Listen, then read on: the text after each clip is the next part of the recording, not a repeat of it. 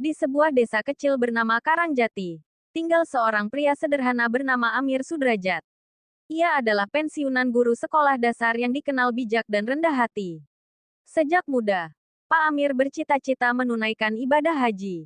Setiap bulan, ia menyisihkan sebagian gajinya, meski penghasilannya sebagai guru tak seberapa. Baginya, tak ada yang lebih ia rindukan selain menjejakkan kaki di tanah suci. Tahun demi tahun berlalu, usianya menginjak 68 tahun ketika akhirnya ia mendapat kabar bahwa namanya masuk dalam daftar jemaah haji.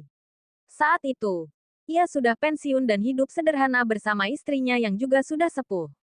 Alhamdulillah, akhirnya Allah undang juga, bisiknya sambil meneteskan air mata syukur. Ketika hari keberangkatan tiba, Pak Amir berangkat dengan rombongan haji dari kabupaten. Ia membawa tas kecil berisi Al-Quran, buku catatan kecil berisi doa-doa, dan secari kertas bertuliskan. Haji bukan tentang mampu secara fisik, tapi tentang kuatnya hati dan sabarnya jiwa. Perjalanan dari tanah air ke Madinah berjalan lancar. Namun sesampainya di penginapan, masalah pertama muncul, koper Pak Amir tertukar.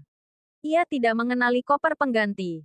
Dan ternyata semua baju, obat-obatan, serta catatan ibadahnya raib. Petugas kloter berusaha membantu, tapi koper aslinya tak juga ditemukan. Pak Amir tidak marah. Ia hanya tersenyum dan berkata, "Mungkin ini ujian pertama. Allah ingin saya belajar melepas apa yang saya punya." Teman-teman sekamarnya tergerak. Mereka mengumpulkan baju untuk Pak Amir. Bahkan satu jemaah rela memberikan celana ihram cadangannya. Di Madinah, Pak Amir rajin salat di Masjid Nabawi. Ia berjalan pelan, tak pernah menyerobot.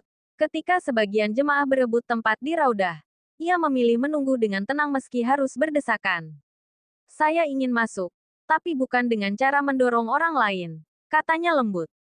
Ketika tiba di Makkah, cuaca berubah lebih panas.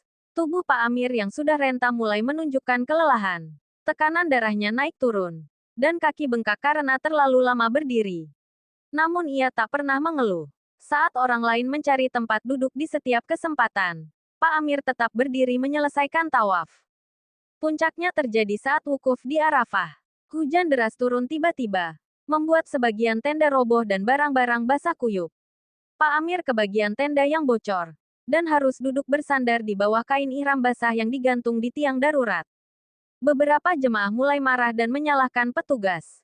Tapi Pak Amir tetap khusyuk berdoa di tengah gerimis. Bibirnya bergetar membaca istighfar dan salawat. Seorang jemaah bertanya padanya, "Pak, kok Bapak bisa setenang itu?" Pak Amir menjawab pelan, "Disinilah tempat kita berserah. Bukankah Nabi kita juga pernah diuji lebih berat di padang ini?" Jawaban itu membuat banyak jemaah tersentuh. Mereka yang awalnya gelisah mulai menenangkan diri. Ada yang mulai menangis. Bukan karena kesulitan, tapi karena merasa malu. Selesai semua rangkaian ibadah haji, jemaah pulang dengan penuh rasa syukur. Di pesawat menuju tanah air, pembimbing haji memberikan pesan perpisahan. Ia mengatakan, "Kita semua diuji dengan cara yang berbeda. Tapi ada satu orang di rombongan ini yang diam-diam menjadi teladan kesabaran bagi kami semua, Pak Amir." Semua mata menoleh pada Pak Amir. Ia terkejut, lalu menunduk, malu. "Saya hanya ingin pulang membawa haji yang mabrur. Kalau sabar bisa jadi jalannya, maka saya akan terus belajar bersabar," katanya lirih. Setiba di kampung, Pak Amir disambut warga. Mereka berkumpul di masjid untuk mendengarkan kisahnya. Ia tidak membanggakan pencapaiannya, tidak juga membahas cobaan yang ia alami. Ia hanya berkata, "Haji bukan hanya tentang datang ke Mekah, tapi tentang bagaimana kita pulang membawa hati yang bersih.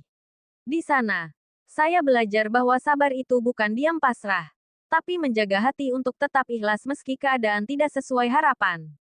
Orang-orang menatapnya takjub. Anak-anak muda mulai terinspirasi. Mereka melihat sosok haji bukan dari pakaian putih atau gelar Pak Haji, tapi dari keteladanan akhlak. Kesabaran adalah pakaian terbaik di tanah suci. Di tengah jutaan manusia dan banyak ujian lahir batin, hanya mereka yang sabar yang bisa merasakan manisnya haji. Seperti Pak Amir, yang pulang bukan hanya membawa gelar haji, tapi juga membawa perubahan dalam hati dan hidupnya.